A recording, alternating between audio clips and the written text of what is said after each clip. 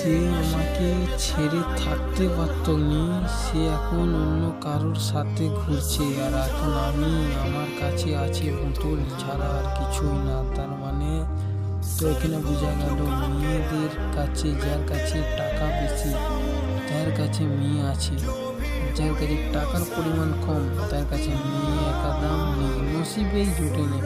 তো ভাই পাহাড়িয়া মতলব মানি আর বেস্ট।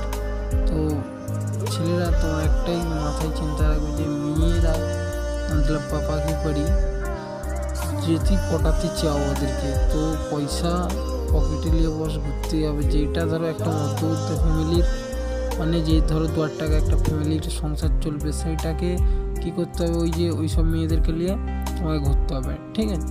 তো এমন মেয়ে খুঁজো ভাই যেটা তোমার পক্ষে লয়াল হবে, এমনকি সেই মেয়েটা তোমার তারে কিছু মানে যা কিছু করতে পারবে।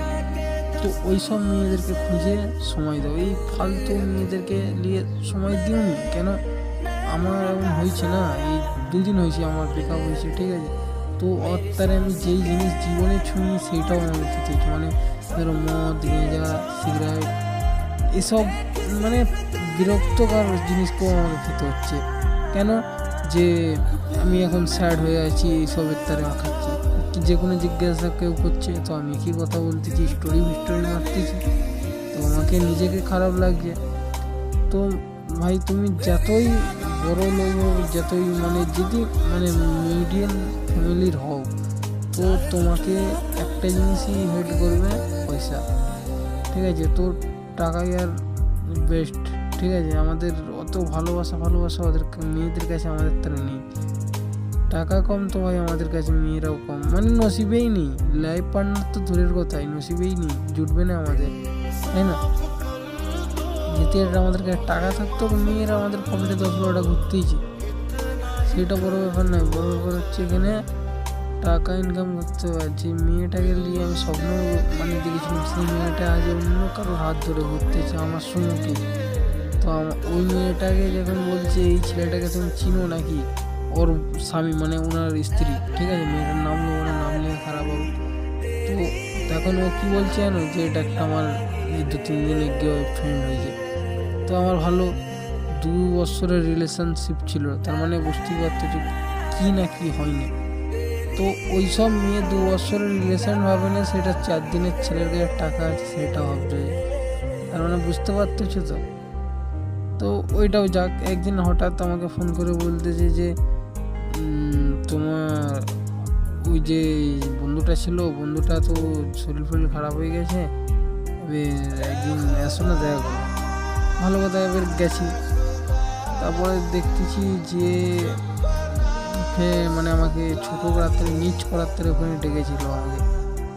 যাই তাই না করে আমাকে ছোটো করে দিলই, মানে ওদের বন্ধুদের কাছে ছোটো করে দিল, ভালো কথা।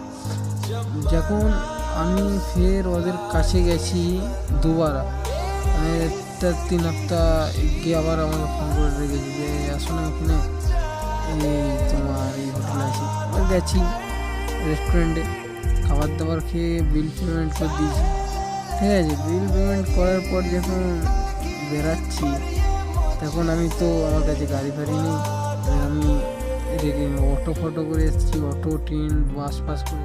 তো দেখো আমি যখন বাস ট্রেন করে যখন চলে এসেছি, বাইরে এসেছি, তো তখন ওরা বলতেছে দেখো ভিখারিকে ছেড়ে দিয়েছিলাম তো ভালো হয়েছে, আমি তবে তোমার মতন একটা ভালো লোক পেয়েছি, মানে স্বামী পেয়েছি, হাজবেন্ড।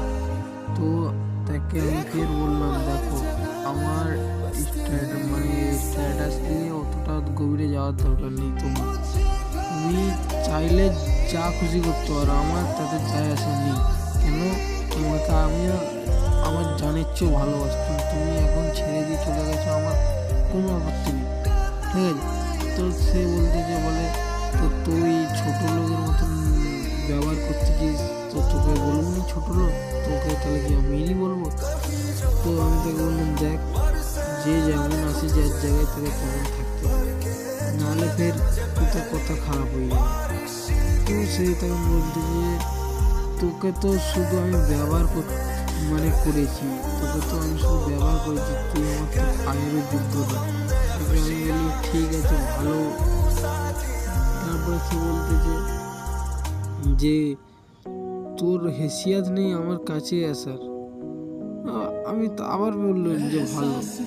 তো আবার সেই যে মানে ওর হাজবেন্ড ওই ছেলেটা বলতে দেখ ভাই তুই তোর লেভেলের মেয়ে খুঁজে বিয়া ফিয়া করিলে কেন, এই সব লেভেলের মেয়ে তো দূর না।